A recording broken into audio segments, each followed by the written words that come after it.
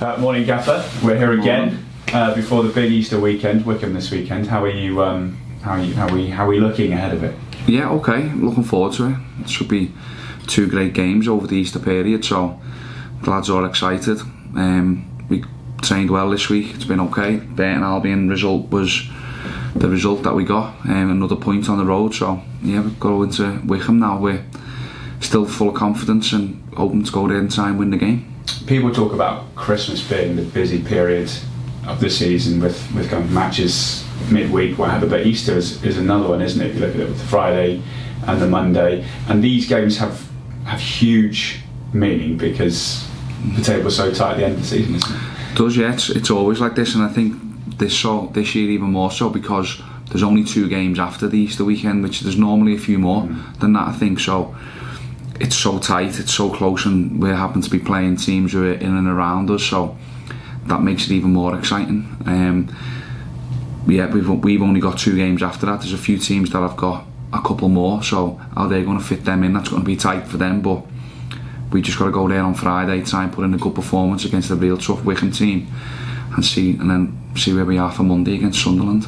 Yeah, looking at Wycombe, I know the sides are completely different, and you probably won't look at past meetings that we've had against them in years gone by, but there's been some playoff matches against Wycombe in the past. It's been big ones at the end of the season. There does seem to be a tendency that us and Wycombe always seem to be there or thereabouts. Yeah, there's a little bit of a rivalry, isn't it, between the clubs, so that's good. We'll try and feed off that energy. You know, we're taking nearly 2,000 fans again to Wycombe, which is incredible, so we know it's going to be a big game. Their crowd are always pretty good, pretty lively at their place, so yeah, it's going to be exciting. They play the way they play. It's a real hard place to go.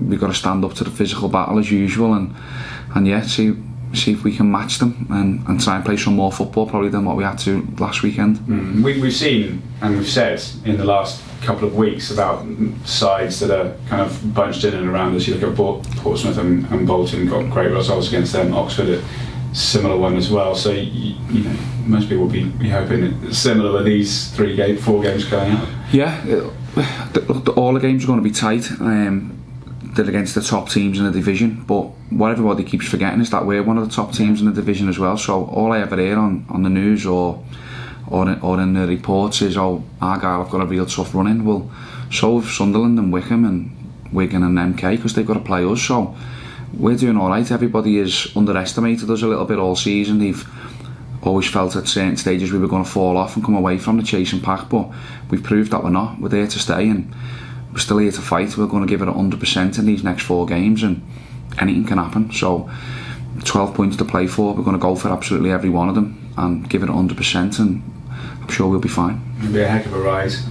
You said training's been good. Bodies are probably aching, but how is everybody looking? Yeah, everyone's fine. It was a real good day yesterday. We had the under-18 in training with us yesterday, so some of them might be picked for Saturday's game for the bench. Some of them are really good. So no, it was good. A bit of a relaxed day yesterday, almost a cool down if you like, and today we'll do some work on Wycombe.